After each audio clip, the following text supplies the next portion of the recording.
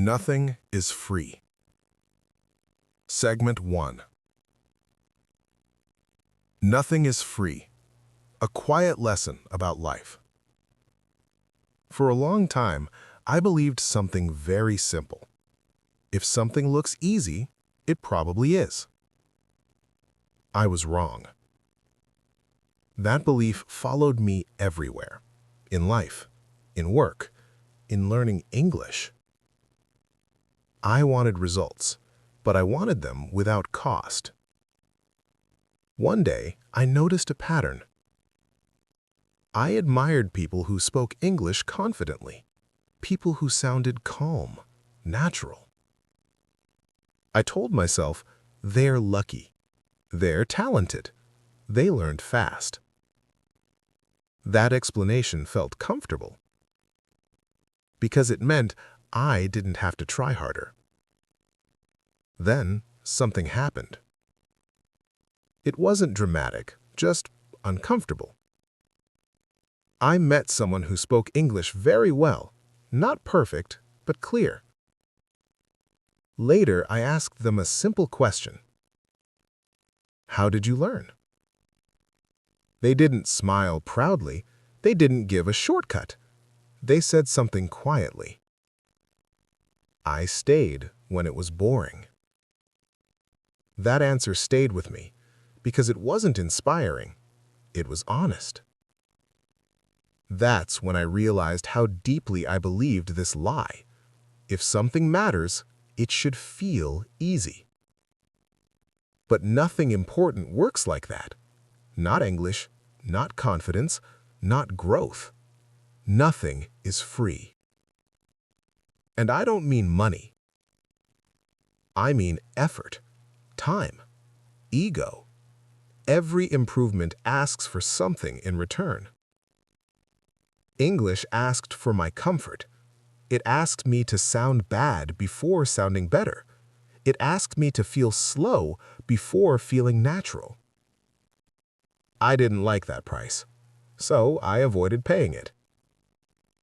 Instead, I searched for free things, free motivation, free tips, free shortcuts. I watched videos titled Learn English Fast, Speak English in 7 days. They made me feel hopeful, but only for a moment, because hope without action is just entertainment. I realized something painful. I wasn't learning English. I was consuming content that made me feel like I was learning. And feeling productive is not the same as being productive. Nothing is free. If you want confidence, you pay with embarrassment. If you want fluency, you pay with mistakes. If you want growth, you pay with patience. There is always a cost. The question is not, is there a cost? The question is, are you willing to pay it? That night, I thought about all the times I had quit English. Not because it was too hard, but because it asked for something I didn't want to give. My ego. I wanted to sound good immediately. I wanted proof quickly. I wanted progress without discomfort. But language doesn't work that way. Language is earned, quietly, slowly. I also realized this truth applies to life. People admire success, but ignore the cost. They want the result, not the process. But results are never free. They are just paid for in private. No one sees the awkward conversations, the silent practice, the boring repetition. They only see the confidence later and call it talent. That's when my thinking changed. I stopped asking, why is this so hard? And started asking, what is this asking from me? English wasn't asking for perfection. It was asking for presence, to stay, to return, to accept discomfort. That was the price. And for the first time, I didn't run from it. Because I understood something important. Avoiding the cost doesn't make learning free. It makes it endless.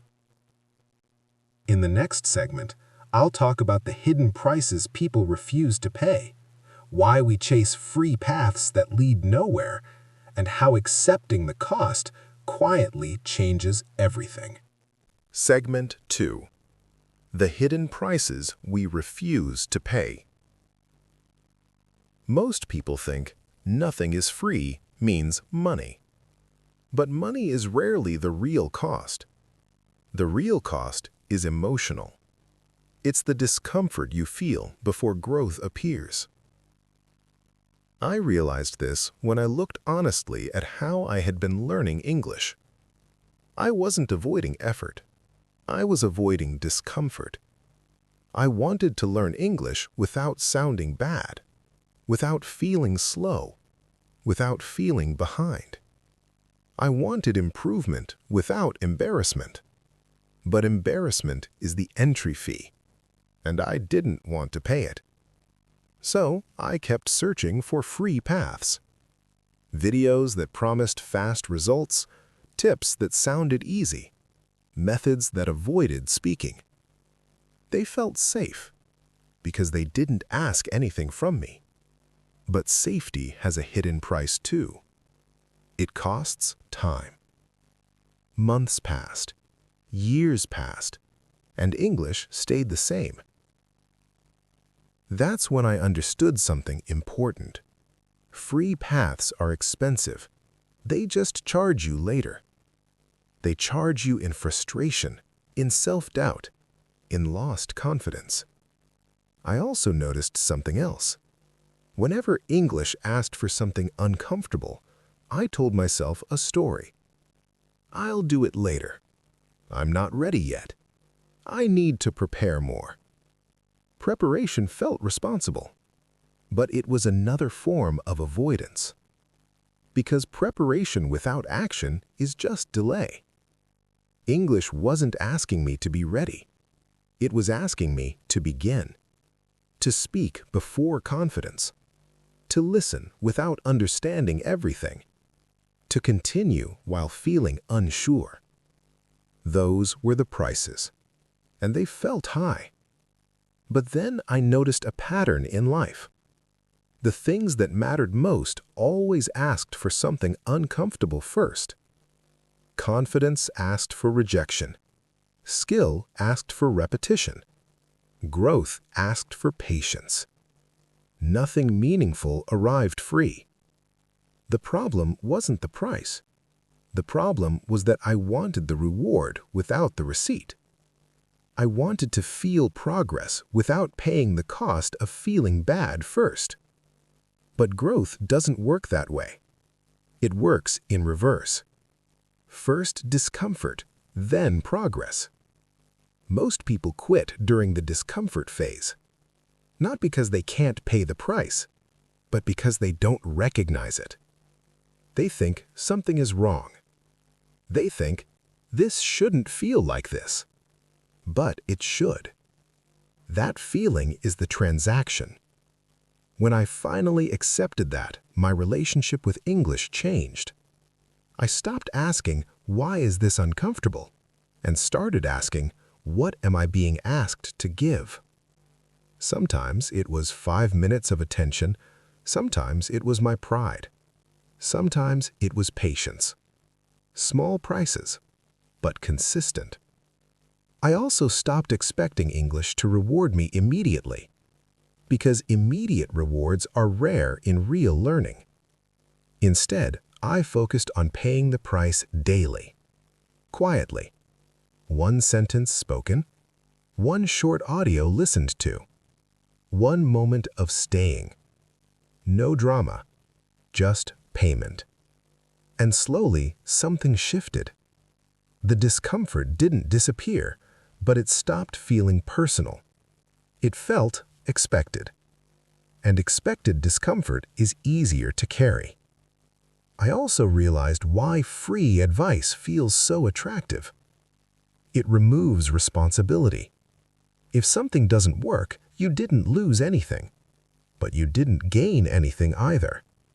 Paid effort, on the other hand, creates ownership.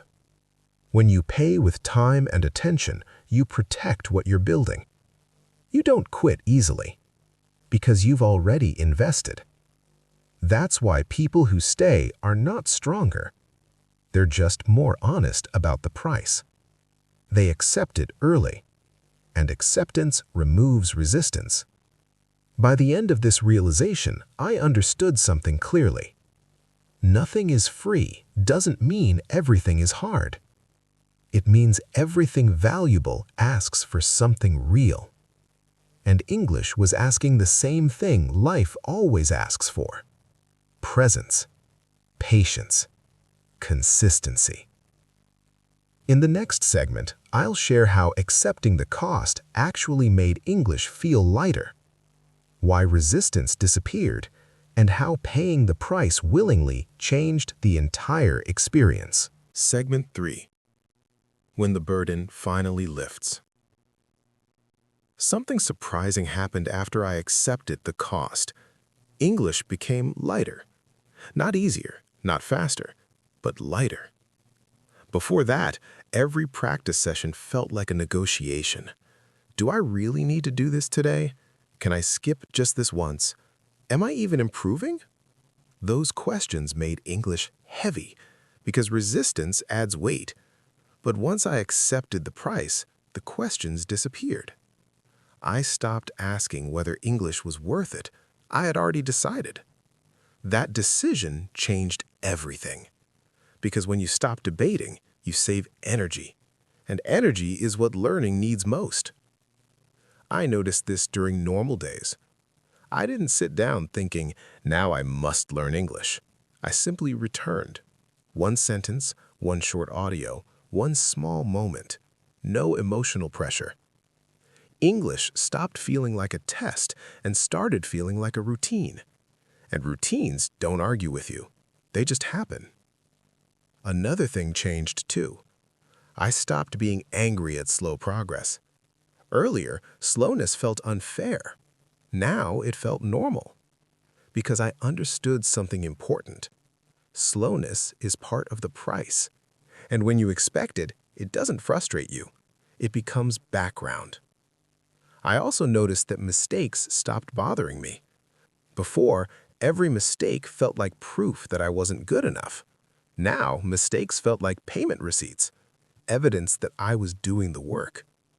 And that changed my relationship with failure. Failure stopped meaning stop. It started meaning continue. That shift is powerful because most people quit not because they fail, but because they misread failure. They think failure means they chose the wrong path, but often it just means they're paying the right price. I also realized something about effort. Effort feels painful when you expect comfort, but effort feels normal when you expect effort. Expectation changes experience. By accepting the cost, I removed the shock. English stopped surprising me. There were still boring days, still confusing moments, but they didn't feel personal anymore. They felt expected. And expected difficulty is easier to live with. I also stopped chasing motivation. Motivation is expensive. It demands excitement. But excitement doesn't last. Acceptance lasts. Once I accepted the price, I didn't need motivation. I had commitment. Commitment is quieter, but much stronger.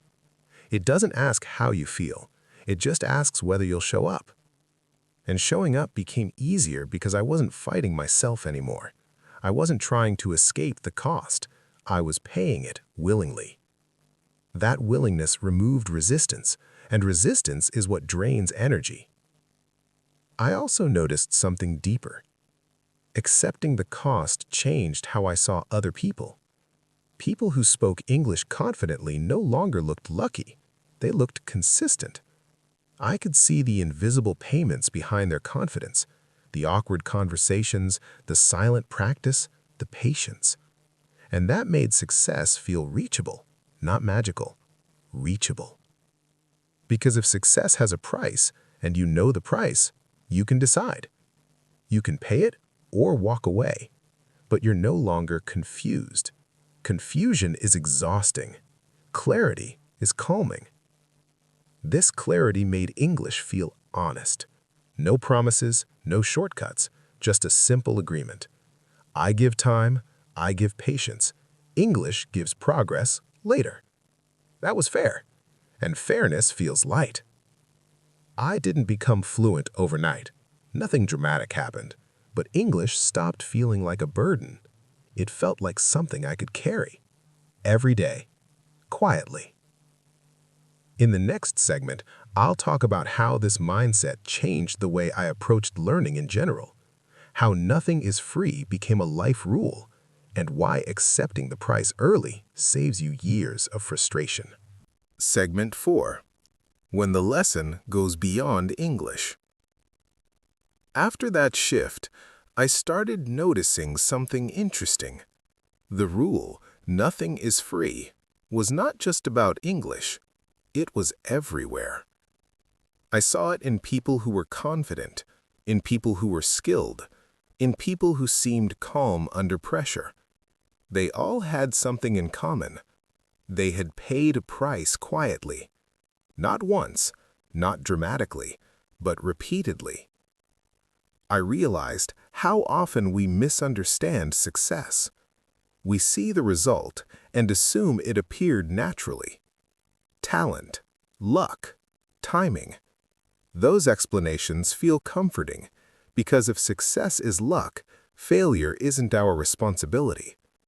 But when you look closer, success always leaves clues. Hours no one saw, effort no one applauded, discomfort no one talked about. English had taught me how to recognize those clues. Before, I admired fluent speakers and felt small. Now I felt something different. Respect, not envy. Because I understood the cost. And understanding the cost changes how you see everything. I also noticed how often I avoided paying prices in life. I wanted confidence without rejection. I wanted growth without uncertainty. I wanted improvement without patience. English showed me how unrealistic that was. Every meaningful change asks for something uncomfortable. If it doesn't, it probably won't last. That realization changed how I approached learning in general. I stopped asking, "Is this easy?" and started asking, "What will this cost me?" Time, attention, discomfort. Once I knew the price, I could decide honestly. Either pay it or walk away without guilt. That honesty was freeing. Because half commitment is exhausting. You keep hoping for results while avoiding the cost. That tension drains you. Acceptance removes that tension. Another thing changed too. I stopped feeling cheated by slow progress. Earlier, slowness felt unfair. Now, it felt logical. If something takes time to build, it should take time to appear. Anything fast usually disappears fast too. English helped me understand patience not as waiting, but as continuing without panic. That skill transferred into other parts of my life. Work, personal growth, relationships. I became less reactive, less desperate for immediate results, more comfortable with process.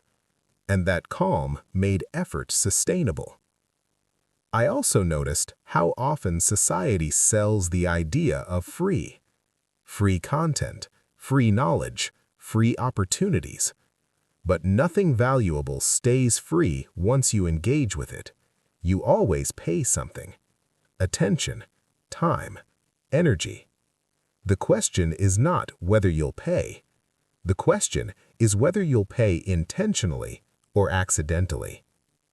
English taught me to pay intentionally, to choose effort consciously instead of drifting without progress.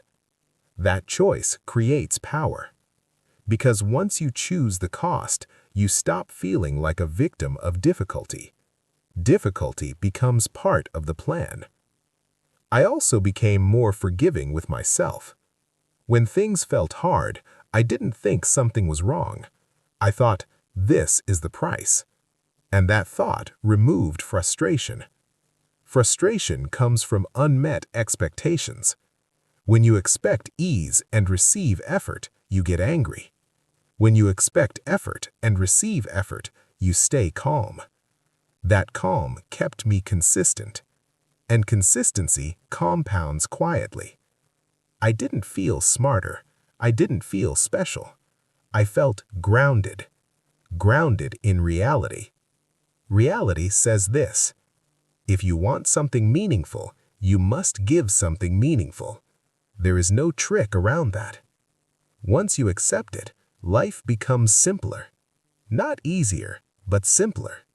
Because you stop chasing free illusions and start building paid results. English was just the teacher. The lesson was larger. Nothing is free, but everything valuable is worth paying for. In the next segment, I'll share how this mindset changed the way I measured success, why progress no longer felt urgent, and how staying patient quietly moved me further than rushing ever did. Segment 5. When patience becomes power. For a long time, I thought patience meant waiting, doing nothing, hoping things would change. English taught me how wrong that idea was. Patience is not passive.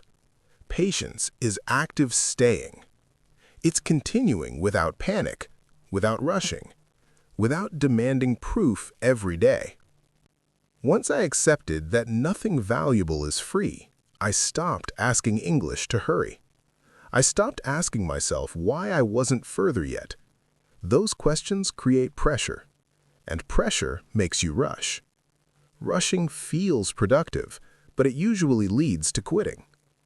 Patience changed how I measured success. Earlier, success meant visible improvement, clear signs, clear milestones. Now, success meant something simpler. Did I stay today? That was it. If I stayed, I was moving forward, even if I couldn't feel it. That mindset removed urgency. Urgency is dangerous. It makes you compare. It makes you doubt. It makes you abandon good processes for faster promises. I had done that before. I jumped from method to method, hoping one of them would be free. But patience showed me something important. Consistency with an imperfect method beats inconsistency with a perfect one. English improved not because I found the best strategy.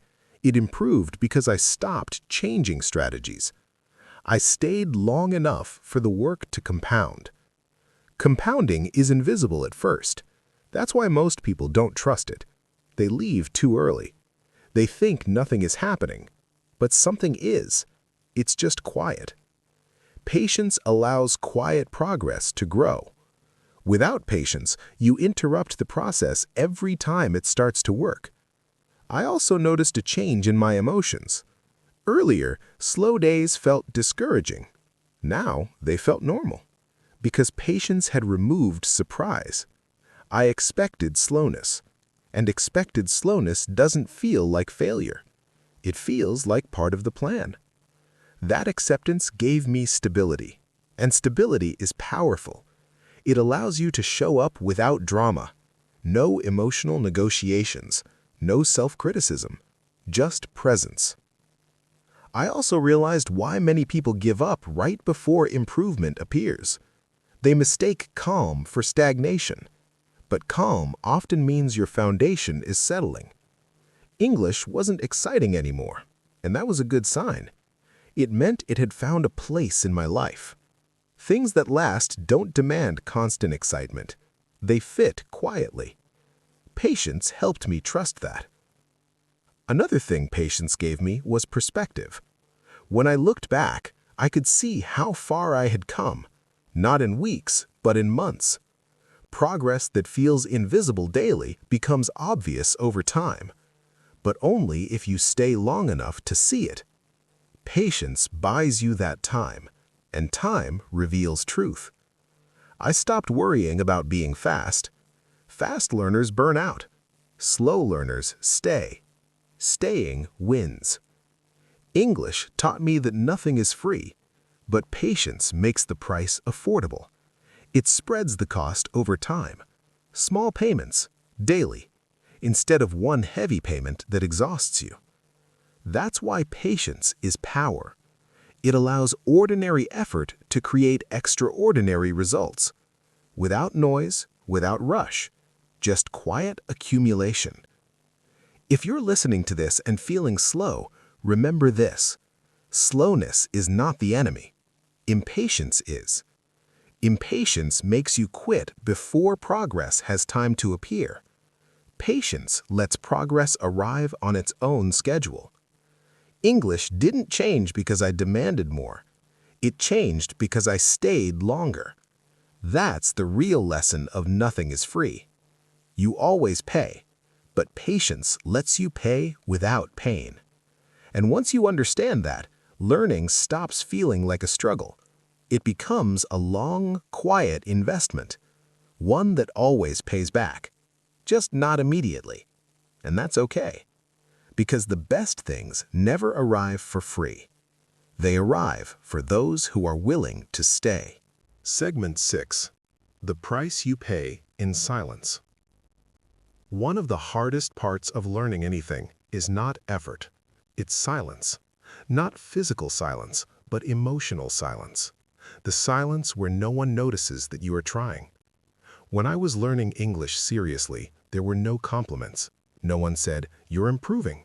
No one said, "Keep going." Most days, no one even knew I was practicing. And that silence felt heavy. Because effort usually expects something back. A sign, a reaction, a small reward. But learning doesn't give rewards immediately. It asks you to trust what you can't yet see. I remember sitting alone, listening to English audio through headphones, repeating sentences quietly, making mistakes, correcting myself. Outside, life went on.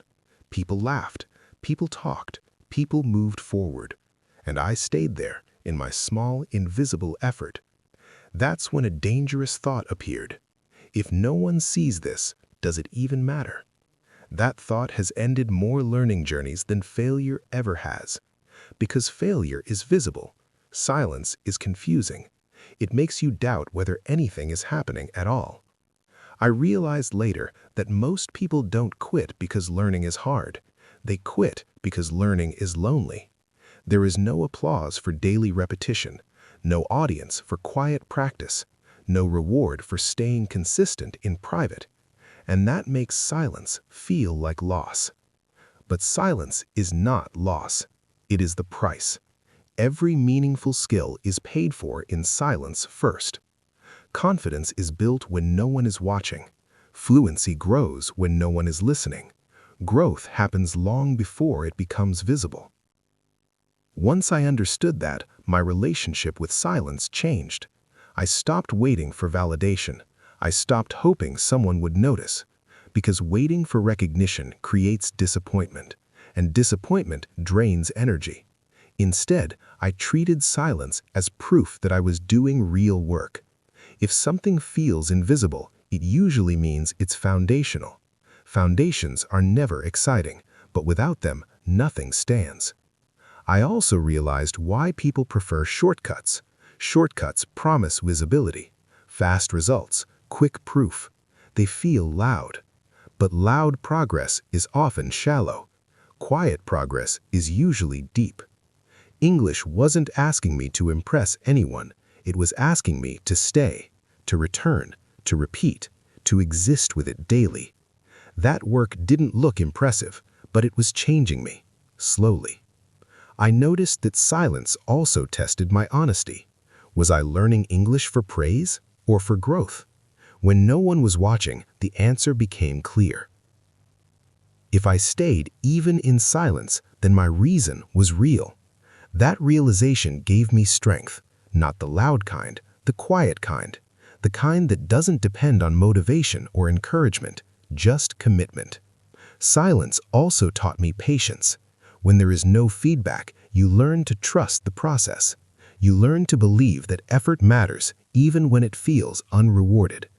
That belief is rare and powerful, because once you can work without immediate feedback, you become unstoppable. Most people need noise to continue.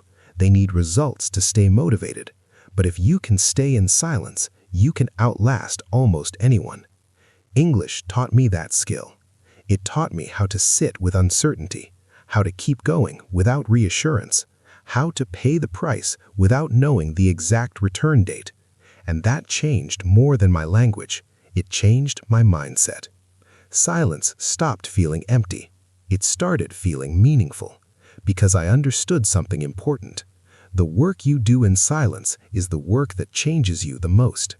No one may notice it today. No one may praise it tomorrow. But one day, it shows up. In confidence, in clarity, in calm ability. And people call it talent. They don't see the silence, but you remember it, because you paid the price. Quietly. Segment 7. Why free advice rarely changes anything. At some point, I realized something uncomfortable. I didn't lack information. I had watched enough videos, read enough tips, saved enough posts. I knew what to do. Listen more. Speak daily. Don't be afraid of mistakes. The problem was not knowledge. The problem was commitment. Free advice feels good. It gives you a quick sense of progress without asking much in return. You watch, you nod, you feel motivated. But then the feeling fades, and nothing changes. I noticed a pattern in myself. The more free advice I consumed, the less action I took. Because advice without cost doesn't create responsibility. When something costs nothing, you don't protect it. You don't schedule it. You don't return to it consistently. You treat it casually. And casual effort produces casual results. English improved only when I stopped collecting tips and started paying with action. Not big action. Small, repeatable action. I stopped asking, what is the best method? And started asking, what will I actually do every day? That question forced honesty. It removed fantasy. Because fantasy likes big plans. Reality likes small habits. Free advice often sells fantasy. Do this and you'll speak fluently. Follow these steps and succeed fast. They sound attractive because they avoid cost. But real learning is not attractive. It's repetitive. It's slow. It's often boring. And boring things don't spread well online, so they are rarely promoted. That's why the advice that works best is often ignored, because it asks for patience. It asks for time. It asks for ego. I also realized something about staying. Staying is a skill, a rare one. Anyone can start when motivation is high. Anyone can follow advice for a few days. But staying requires something deeper. It requires the ability to continue when nothing feels rewarding. Free advice doesn't teach staying. It teaches starting. But starting is easy. Staying is where growth happens. English didn't improve because I found better information. It improved because I stayed longer with the same simple actions. I listened to similar content. I repeated similar phrases. I made similar mistakes. Over and over. And that repetition, though unimpressive, changed my brain. I also stopped blaming myself for not feeling inspired. Inspiration is not a requirement. Consistency is. Once I accepted that, I stopped waiting for the right mood. I returned even when I felt nothing. That decision mattered more than any advice I had ever read. Another truth became clear. Advice feels powerful because it gives direction. But movement without perfect direction leads nowhere. Movement, even without perfect direction, creates learning. English taught me that movement matters more. One sentence spoken imperfectly beats 10 tips remembered perfectly. I also noticed why people quit. They keep searching for better advice instead of better habits. They think the problem is the method, but often the problem is duration. They don't stay long enough for any method to work. Free advice feeds that behavior. It encourages jumping. One video today, another tomorrow. No depth, no commitment, just motion without progress. Once I stopped jumping, English settled. Not because it became easier, but because it became familiar. Familiarity creates comfort. Comfort creates confidence. Confidence creates flow. But familiarity only comes from staying. That's why staying is the final skill. Not intelligence, not talent. Staying. Staying through boredom. Staying through silence. Staying through slow days. English didn't reward me immediately, but it rewarded me eventually. And that reward felt earned, not free, because nothing valuable is free. Free advice can point the way, but staying is what actually moves you forward. In the next segment, I'll talk about what happens when staying becomes part of who you are, how English stops feeling like a project, and the quiet moment when you realize you're no longer trying anymore. Segment 8. When staying becomes who you are. There is a moment that doesn't get talked about, not because it's dramatic, but because it's quiet. It's the moment when you stop saying, "I am trying to learn English," and start living as someone who simply uses it. That moment didn't arrive with excitement. It arrived with calm. I noticed it one day when English showed up without being invited. I was thinking about something ordinary, planning my day, remembering a conversation, and the thoughts came in English. Not fully, not perfectly, but naturally. I didn't stop to celebrate. I almost didn't notice. And that's the point. When something becomes part of who you are, it stops announcing itself. Earlier, English felt like a project, something external, something fragile. If I missed a day, I felt guilty. If I struggled, I felt discouraged. But now, it felt different. Missing a day didn't mean quitting. Struggling didn't mean failure. It just meant being human. English had become integrated, not something I chased, something I carried. That's when I understood why staying is so powerful. When you stay long enough, effort turns into identity. You no longer need motivation because you're not forcing behavior. You're expressing who you are. I didn't ask myself anymore, should I practice English today? The question didn't exist. English appeared naturally in listening, thinking, speaking. Not always intentionally, but consistently. And consistency without force is the strongest form. I also noticed how my relationship with mistakes changed. Mistakes didn't interrupt me. They didn't make me stop. They passed through the conversation like small bumps on a road. Earlier, every mistake felt like proof I wasn't ready. Now, mistakes felt neutral, just information. And that neutrality created freedom. Freedom to speak, freedom to continue, freedom to be imperfect. That freedom is what people call fluency. Not perfect grammar, not accent. Freedom.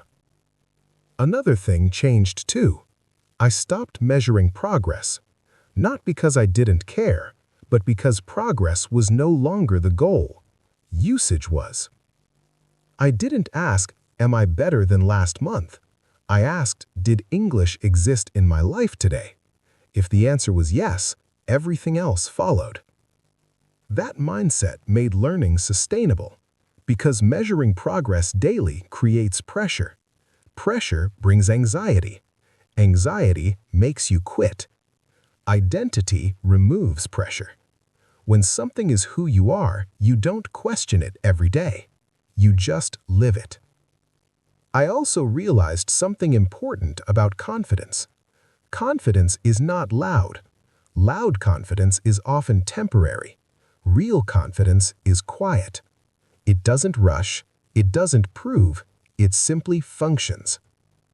English had become functional, and function is the final stage of learning. You stop thinking about the skill and start using it for life. That's when language becomes real. I also saw why many people never reach this stage. They leave too early. They stay in effort mode forever, trying, forcing, measuring, and effort is exhausting. Staying long enough allows effort to dissolve, not disappear, transform, into ease. That's why nothing is free. You pay with time until time starts paying you back. Not suddenly, gradually. I didn't wake up fluent. I woke up comfortable. And comfort creates continuity. Continuity creates growth.